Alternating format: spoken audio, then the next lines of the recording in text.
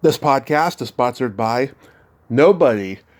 Hey dudes, welcome to Splat from the Past, the LA 80s themed horror sci-fi show where things can get totally radical. Now today, I will be welcoming the gorgeous, the sexy, the vivacious Candace Collins Jordan. Candace, she was in Playboy. She was a Playboy bunny. She lived at the Playboy Mansion. And she was in a couple cult classics celebrating the 40th anniversary this year, Risky Business. And she'll be, I believe it's my third guest from that movie. And she was in Smokey and the Bandit Part 3. She was in the movie Class, but we're not going to talk about that one at her request. And she ended up getting out of modeling and acting and becoming a journalist. They call her Candid Candace, and it's going to be a great conversation today. I cannot wait. Hopefully she has no filter like me, and we'll have a blast if they call her Candid Candace. I'm sure she doesn't have one because, she was in Playboy. Playboy people are very open-minded, and not easily offended. So I shall see. And February is looking pretty decent. I'm a little sad, though, because I won't be going to East Bay Comic Con this weekend. Gina Shock and half the cast of The Warriors will be there, as well as John Provost and Laurie Jacobson. And I'm just so sad I won't be able to see any of them. I'm really, really sad about it. I mean, beyond sad. But hopefully I'll get to meet them again soon, especially Gina, because I kind of helped, getting her booked at these cons. After Wendell, her manager, reached out to me and asked me for a list of cons, and the East Bay Comic Con was one of them. Well, here is my interview with Candace Collins Jordan. Hello. Hey, Candace, welcome to the show. How are you today? I am excellent, Tommy. Thank you for having me. Absolutely. This is a great honor. Thank you for taking the time today. Well, when you first reached out to me, I had no idea it was the 50th anniversary of this iconic film, and boy, did that make me feel old. 40th. I can't believe how long I did this. 40th, actually. 40th? Oh, I thought, well, I'm glad you fixed that for me. 40th. Yeah, Still a little long. Yeah, no, not that far. So going back in time, I was reading that you began modeling at the age of 13 at a department store called Famous Bar in St. Louis. How did that come about?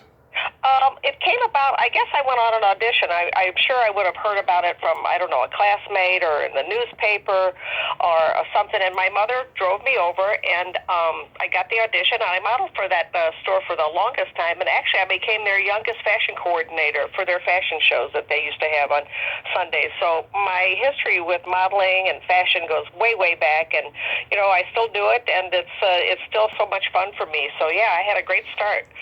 Yeah, were you a ham growing up? I was pretty, I'm an only child. That probably explains everything. So, yeah, I would say yes. I was outgoing. I loved people. I was very social, all of which I still am. So, I think, I probably was. I wouldn't call myself a ham because, actually, quite frankly, I'm a little shy. But I would say I'm more gregarious than, hammy. So I totally get that. Did your mother model at all? No. My mother worked for TWA for the airlines. My dad was a mailman, and humble, very humble, lower middle income bracket, and so that's my family background. I come from a family of mailmen, but my dad's the only one who isn't. Oh, really? Yeah. You're kidding me. Yeah, he actually, him and my youngest uncle, they too decided not to go into the post office, and I could never understand why. But everybody else, yeah, I mean, they all worked in the mailroom office and all that stuff. At that time, it was a terrific job. My dad came from 3 generations of mailmen, so his father and his grandfather were all mailmen. Wow, that's a wonderful tradition. Yeah. Was your upbringing a decent one? Yeah, it it was okay. I had, a stepfather who was an alcoholic, which made things tough. But everybody's got those kinds of sad stories in their background. But I think, quite frankly, because of the way he was, it kind of drove me to be who I am now. Because I knew I needed to get out of town because it was not a happy environment. And I quite frankly, as I got older, I grew to thank him for his the way he was. So yeah, he kind of spurred me to success. Yeah, I've got that in my family too. Because there's a stereotype that women who do some form of porn, whether it's in Playboy or on screen, that they must have had a shitty childhood. But the last few years I've been doing this podcast. We have to backtrack on that. That's not porn in Playboy. That's well, not how I ever would have the general public described that. But yeah, everybody has their own opinions. But no, yes. I don't look at Playboy magazine as pornography. I am with you on that. I'm just saying the general public thinks so.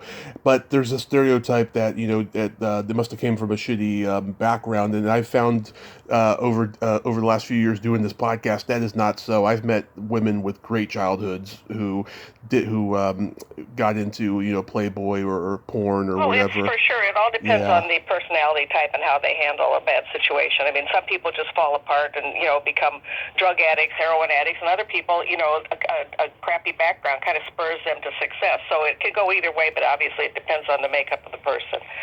Absolutely, yes. So you shortly attended St. Louis University. What did you major in? Psychology. I was going in that direction. So, but I had done so much in high school. I was a cheerleader, and I was in National Honor Society, and I kind of burned myself out with all the activities and the studying. I was valedictorian in my class, and so by the time I got to college, I was absolutely fried. And I only went for like 8 months, 6 months, I think, and I thought this is not for me. But coincidentally, at the same time, the St. Louis Playboy Club was opening, and they were having auditions, and so a girlfriend suggested, why don't you go for an audition? So I thought this might be my way out of college, and so I went and I got the job, and kind of the rest is history of my life with Playboy. Yeah, when you were at college that brief time, though, did you do any kind of acting or theater? No, I didn't. No, I just I tried to concentrate on studying, going back and forth to school and all that. But no, I didn't. No, I didn't do that. I actually didn't get back into modeling until after I moved to Chicago. I see. Yeah. So how does Playboy come into your life? Well, it was like I said, it started as a bunny at the St. Louis Playboy Club, and there was a special feature in the magazine called Best Bunnies, and a Chicago photographer came to the St. Louis Club and chose me for the pictorial, and I posed for it. And shortly after that, I got a call from from Chicago, the hub, asking me if I'd like to transfer to Chicago.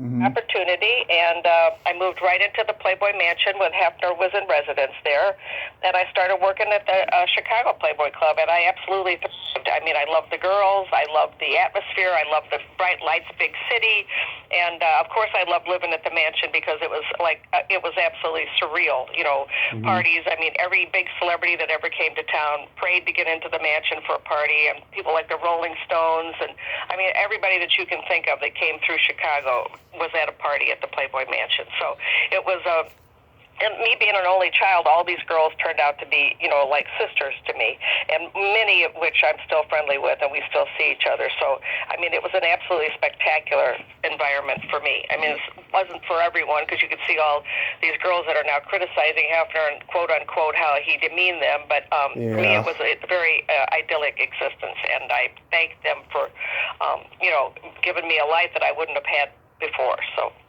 yeah, I collect old Playboys going back to the 50s. I love it. I don't have any of your issues yet, but I saw pics online, and I liked what I saw. Oh, good. Well, I'm glad to hear that. Do you have anything like the Marilyn Monroe first edition?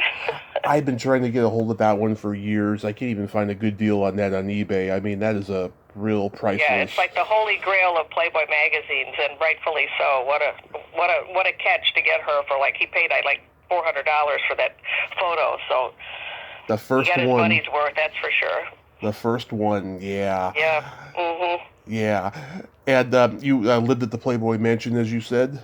Yep. I lived there for about 2.5 years, I guess, and I became a Buddy of the Year from the Chicago Club and the international contest. I was first runner-up. I became a Playboy centerfold. I did 9 covers for the magazine, and I worked during the day most of the time. I worked the door and greeted people, and I didn't really serve food or alcohol, but I loved, meeting people, checking key cards. And so I think probably through that position, I met all of the art directors and anybody that was important at the magazine. And so, I was kind of the first face they saw when they came in. So it was a stroke of luck, but of course you make your own luck. But anyway, that's how I started actually modeling and then becoming the centerfold for Playboy. Awesome. Yeah. Yeah, I've talked to so many who were Playboy bunnies at different times, and they tell me across the board Hef was just a great guy, but a lot of them also didn't even get to meet him, which is funny because the guy was so busy. Yeah, no, there's no question. That's the truth. I mean, I was lucky because I lived there and got to see it, but he didn't come into the clubs often. I mean, he trusted the people that he'd put in place to run it, and, he was so busy, building other clubs. I mean, they were around the world at one time, and so, he was a busy guy, there's no question, and he was so intent on making that magazine perfect. I mean, he worked around the clock, and his interests were elsewhere. And I think that, a lot of the girls, if you get a sighting of Hefner at one of the clubs, it was like, see the unicorn. So it was a special treat. So I was lucky to know him personally, and he was a great guy. Awesome. So how do you get cast in Risky Business? Well, that is an incredible story because they had castings from Shirley Hamilton, which was a great modeling agency in Chicago, and they were casting for a call girl. So there were several girls that, were that auditioned that got the role. And at the time, I didn't think anything of it. I thought it was just another modeling gig. It was fun. I went out to Highland Park. It was close. That's where they filmed the movie. And once I got on set, Rebecca De Mornay was such a sweetheart that she for some reason, she really liked me. She wanted me to eat lunch with her, which I did every day that we filmed. And then she introduced me to the director and writer Paul Brickman, and John Abnett, the producer. And so they became really good friends of mine, and they let me sit in on a lot of the scenes, which was just an incredible coup, in my opinion. And again, I don't know why she kind of picked me, but I was really thankful, and it was just an experience of a lifetime in hindsight.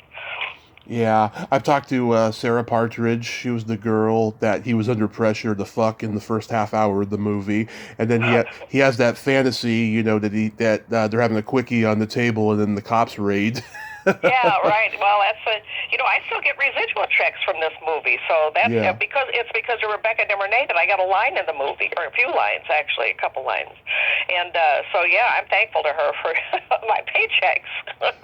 Yeah, I also talked to this one guy who was a kid at the party, Harry Tenderwitz. He told me he actually quit acting after this movie because Rebecca De Mornay was mean to him on set.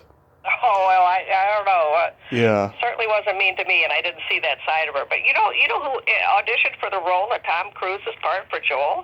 I mean, Sean Penn auditioned, Gary Sinise, and Kevin Bacon, John Cusack, Tom Hanks. They all auditioned for that role, and it was given to 21-year-old Tom Cruise, which I thought was spectacular. I mean, this is he wasn't in. He was like in 2 minor movies before this, so it was a coup for him to win that part out of all those big actors.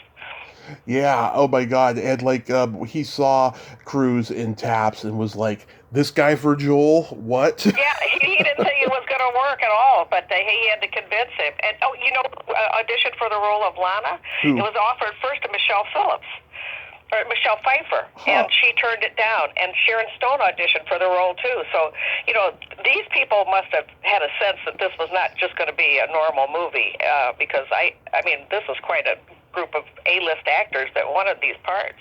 Oh, yeah. And, back then, so many people who went on to become huge and iconic would audition for films like this. And it would be so fun. It's so funny to hear about it in hindsight because back then nobody knew them, Yeah, exactly. Yeah. Well, if I had tried for this and they turned me down and now it became so successful, I probably committed suicide.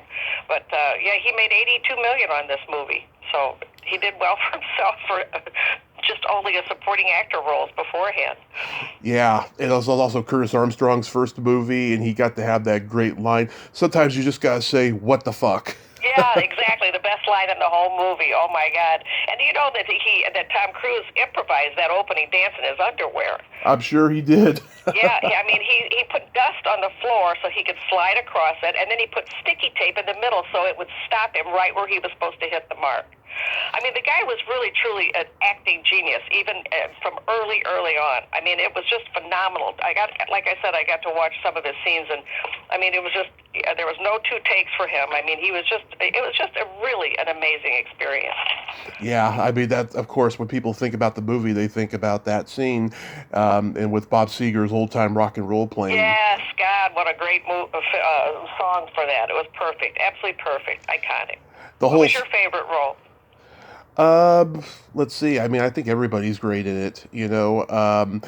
Of course, Curtis Armstrong, Bronson Pinchot, he's pretty good in it too. Yeah. Yeah, Joe Pantoliano was that mob guy. Yeah, and Richard Mazer was the one who was the guy who was checking him out to go to Princeton, and that was where I walked in on Tom Cruise when he was trying to decide. So that was fun. Yeah, and the whole soundtrack by Tangerine Dream is very early '80s, but also it's like from a different world, you know. Exactly. Yeah, that's well put. True. Very true. Yeah, Paul Brickman, I mean, if he had stayed consistent, he probably could have been like another Lawrence Kasdan. I thought that he was that talented, you know, but I did too, exactly. And as nice a guy as you could ever meet. I mean, quiet, soft-spoken, intense. It was a thrill to watch these pros in action. I mean, you know, obviously I had no acting experience, but I knew greatness when I saw it, and that was certainly all throughout this film. Yeah, I mean, he next did the Chevy Chase movie Deal of the Century, which was directed by William Friedkin, and I watched that movie recently, and it looks like Warner Brothers really butchered it because it doesn't make any sense, but it's got great humor in it though. But then he did Men Don't Leave years later, and then Clint Eastwood's True Crime. You know, I guess he Wow. I guess. Well, you're a movie fan, I can tell, Tommy. You're very well versed in all this.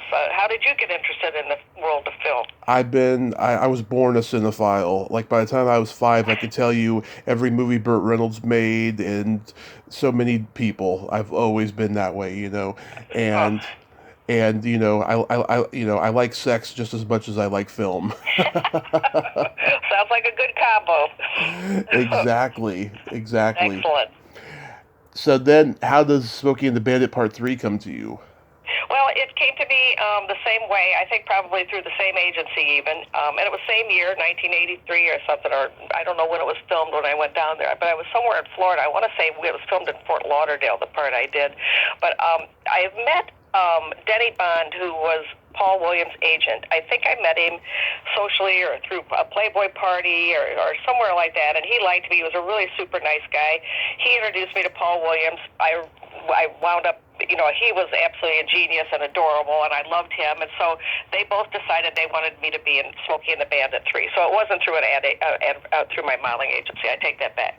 So they arranged for me to have a small part in the film, flew me down to Fort Lauderdale. I had my own trailer with my name on the door. Mm-hmm. Here I am with no part. You know, I was supposed to play the part of a French maid. I had the sexy little outfit, and it was a part with Pat McCormick. And his character was Big Enos. And so my line was, "Coming, Mr. Big," and I was supposed to serve him something on a silver tray. Mm-hmm. Well, it was so much fun. We went out to dinner with all these people. I mean, they were wild as March hares. You know, I think it's no secret that Paul Williams was, you know, doing cocaine, and you know, everybody was. It was the swinging '80s and early, you know, mid '80s or early '80s, and I mean, they had so much fun on this set. I mean, I'm surprised. I mean, what a bonus to even get paid for it. So that was my experience, and in the end of it all, of course, they cut the scene, but they left my name in the credits. So that was my experience with Smokey and the Bandit 3. But it was fun, right? Oh my God, it was very memorable. Yes, very, very memorable. And I'll never forget, Paul Williams came into the trailer and he wanted me to listen to the soundtrack of Evergreen, and I'd never heard it before. And it was like, it was so mind-blowing, and it was I mean, at the time, I didn't appreciate any of this. I was just young, and, looking for the next adventure. And but now in hindsight, I'm thinking, my God, here's this guy with this incredible song, and he let me listen to it. So, I've got memories like that will last me a lifetime for sure. Yeah, and it's also been written that this movie was Smokey is the Bandit, but test audiences didn't respond well to Gleason as the Bandit too. Right. Yeah, I heard that afterwards. Right. Exactly. So. Oh, Um, I've I seen. never met Burt Reynolds in this movie, so I don't know what he was like. But I did. Paul Williams and Pat McCormick were two of the nicest guys, and so talented and funny and charming. So it was a wonderful experience, and I didn't mind that they cut my part. Well, Didn't quite fit into this type of a movie anyway. I don't know where that came from. well, yeah. I mean, Jerry Reed ended up replacing him, but like I've seen on set stills of Gleason as the Bandit, and I'll tell you, he looked really creepy with that Burt Reynolds mustache. So it's no Oh, wonder I that they bet. cut it. Yeah, I don't think I'd want to see that. So Yeah, as well, just as well, he wasn't in it. it gave me the willies. Yeah. Yeah, eeks. Yeah, there's that stunt woman, Faith Minton. She plays that androgynous hottie Tina in it. Oh my God, I hope I get an interview with her someday. She was so funny in that role. Well, it looks like you've got a lot of charm, Tommy. I don't think you'll have any trouble getting anybody to talk to you. Well, getting connected is the problem sometimes, just in general, But Yeah. thank you so much. I appreciate Oh, that. thank you. Yeah, for sure. So I let everyone know in my intro that we're not going to talk about the patriarchal clusterfuck of Class, but I had to address it because I get trolled sometimes when I don't bring up certain cult movies. So I brought that up in the intro. But what made you focus less on modeling and acting for journalism? Oh, goodness. It was kind of a natural progression. Modeling is obviously, except for Carmen, not a lifelong pursuit. And I had always written journals, and, I was social and would go out and, write about my experiences. And I've always had a blog. I've had a blog for 15 years now.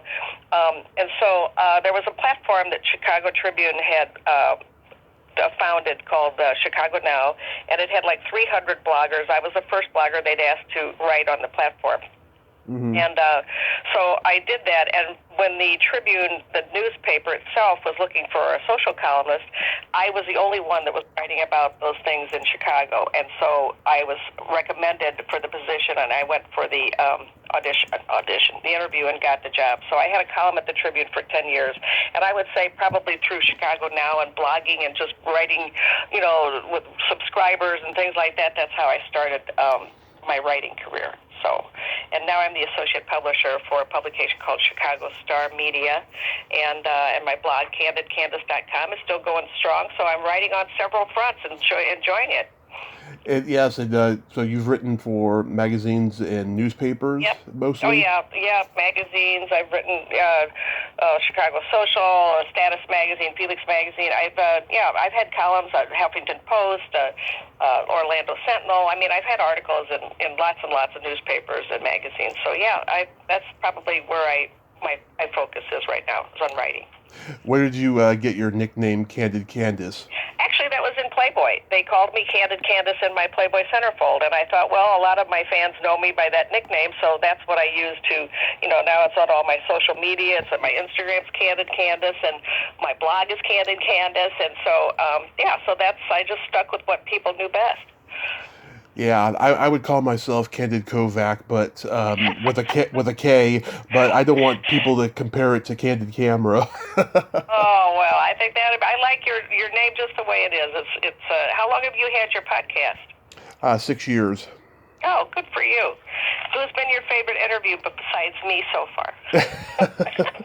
Oh my God, I have like a list. I loved talking to like Bobby Rydell before he passed. Oh, wow. The greatest rock groupie of all time, Pamela Des Barres. Blake Edwards' daughter, Jennifer. She was great. Let's see. The old comedy team, Charlie Brill and Mitzi McCall. They were great. The old animator, Phil Roman, who did all the Charlie Brown specials and Dr. Seuss, How the Grinch Stole Christmas. He was great. Oh, my goodness. That Yeah. sounds. You know what? You should talk to Michael Kutza. Do you know Michael Kutza? No.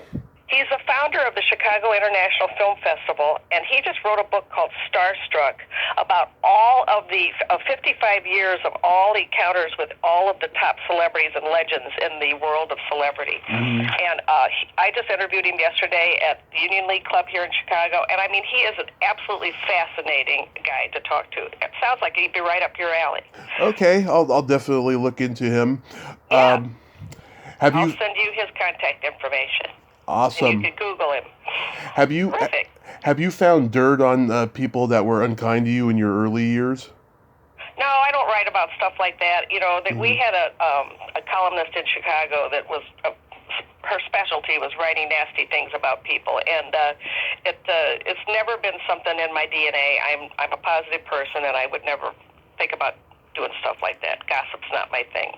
Yeah, I know. I try to stay away from that too. I mean, people will open up to me and tell me things that happened to them in their careers and stuff, and I feel very privileged when they do that. But it's not what I seek out, you know. No, right, exactly. Well, I just think the world needs more positivity, especially now. And you know, why do ill when you can do good? So that's what I try to do. I know you won't find any dirt on me. I'm open about my flaws, you know. Well, I wouldn't even try to look for it. How's that, Tommy? No, I think I take people as they are. Yes, absolutely. I subscribe to your YouTube channel. Do you post videos of talking to the camera Yeah, often? Oh my God, yeah, I've got like 200 videos there. So yeah, Candid Candace TV on YouTube. Yeah, well, thank you. I've got interviews there with Al Pacino, Christopher Walken, Aretha Franklin. Oh God, you name it. I mean, we have who else? Woody Allen and Morgan Freeman and Jennifer Hudson, and well, there's lots and lots of celebrity interviews. So yeah, good. Thank you. I'm glad you're a subscriber. Yeah, because I saw that you were being interviewed on major media outlets and stuff like that. I didn't know if it was just that or you talking to the camera, because I haven't gone through the whole thing yet. Yeah, no, I've done a lot of television. I've done film. I've done. I mean, there's a wide array of videos you can choose from. So, yeah. What do you have upcoming that you can mention? I'm going to Florida on Monday. That's my main focus. Is a vacation, getting out of town. Can't wait. That's my main focus. Vacation. Yeah. Have you ever thought about writing a memoir? Yeah, I've started it. I've got a few chapters. I'm just so busy with everything else. It's hard. I mean, if you want to write a book, you have to have a lot of alone time and quiet time, and I just right now don't have that. But when I think of things, I jot them down and then put them in a folder. So who knows? You never know.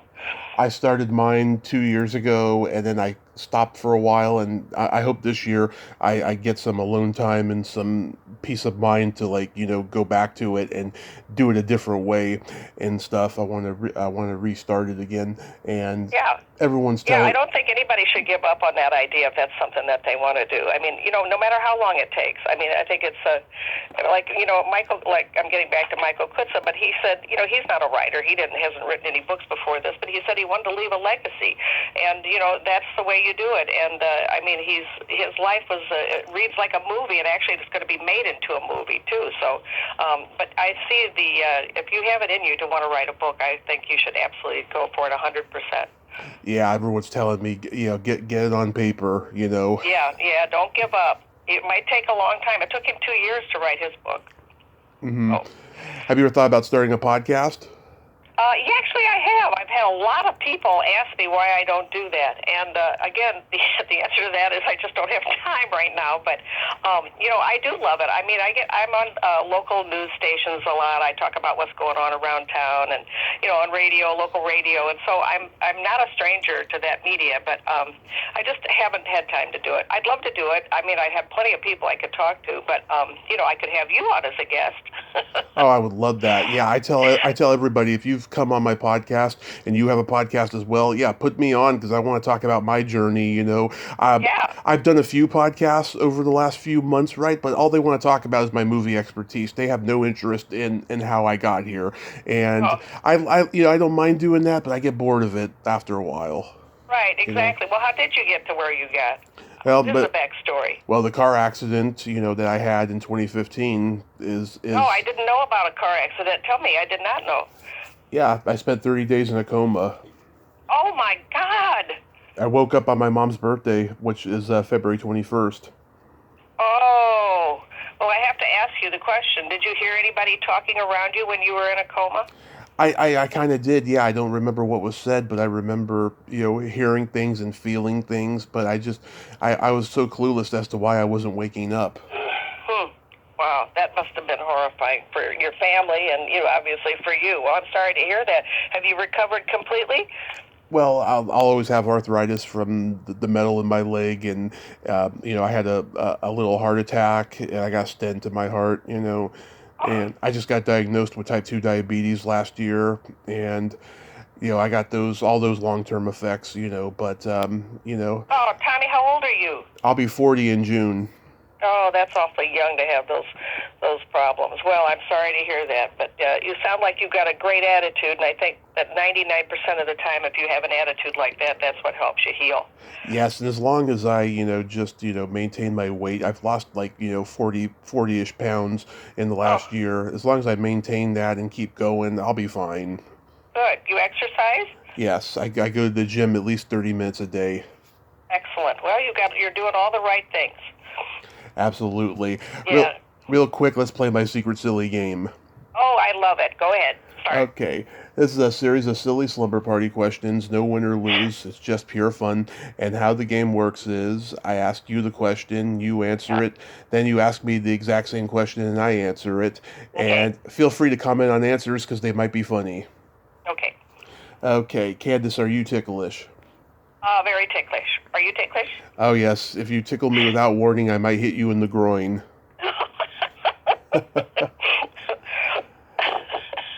Well, I won't tickle you then. Yeah. Is your belly button an innie or an outie? Innie? And yours? It's also an innie. Yeah. Oh, look, we could be brother and sister separated at birth so far. Yeah. That's where it begins. It begins in the belly button. It's my favorite body part. What color are your toenails painted? Well, they're going to be painted white tomorrow. Nice. I won't ask you that question. Do you have painted toenails? I do, but right now they're not painted. Last time they were like Easter egg blue-green. I love it. Yes. Well, I have a friend that paints their toenails a different color on every single one of them. Needless to say, she's extremely colorful. Nice. What would you say is your best personality trait? Probably my positivity. How about you? I have empathy and I have no filter. Yeah, empathy's good too. I like empathy. Yeah, I'm a Gemini. I am too. Really? Oh my God, when's your birthday? June 6th. May 26th, double Gemini, sun and moon both in the same sun sign. Oh God, that was my ex-girlfriend's birthday. Uh-oh. It's the reason why she's an ex. One of the reasons, yes. I had a blast with her, though. Oh my gosh. All right, what's the next question? And then my favorite question is there a stinky smell that just makes you gag? Oh, let's see. Stinky smell that makes me gag. Oh, I'm sure there is. Let's see, what is that? Well, when you go by some of the bars and alleys in Chicago, and all the drunks have urinated in the alley, and there's that horrifying smell, that's what makes me gag. Yeah, it's pretty bad. Yeah, how about you? Either farts or feet. Well, those are good questions. I know, it's funny. I was playing this with, Devin DeVasquez. Oh, yeah, I know her very well. I told her that, and she said, "Oh, I bet you don't have a foot fetish." And I'm like, "I do. I just want them to be clean." And she's like, "I'm a foot model, right?" And I'm like, "Yes, I'm a huge fan of your feet." I love it. Oh, that's so cute. No, she's a beautiful woman, still to this day. Very beautiful woman, yes. Yeah. We double dated sometimes in Chicago when she was here. Oh, yeah? Yeah. Mm-hmm. Nice. I have a joke for you. Okay. What do you call a boy that doesn't masturbate? What? A liar. That's a good one. Thank you. Very good. A lot of people like it. Candace, thank you so much for coming on. Thank you, Tommy. I had had a great time. I love getting to know you, and I appreciate you thinking of me on this very special day. Absolutely. And you have yourself a great day. Have fun on vacation. Where was it again? Florida? Yeah. Yeah, going to Florida. Can't wait. I'll come back with a suntan. I'll send photos. Wonderful. Well, have a great day, Tommy. Thanks for talking to me. Have a great day. Be safe. Okay, honey. Bye-bye. Bye-bye. Well, there you have it. Candace Collins Jordan. Ain't she a sweetheart? Wow, she seems to be a lot more well-adjusted than most people who posed for Playboy. She was a lot of fun, and I enjoyed talking to her. Well, until next time, this is Tommy Throwback Kovac saying there's no shame in living in the past because the present sucks. Later, dudes.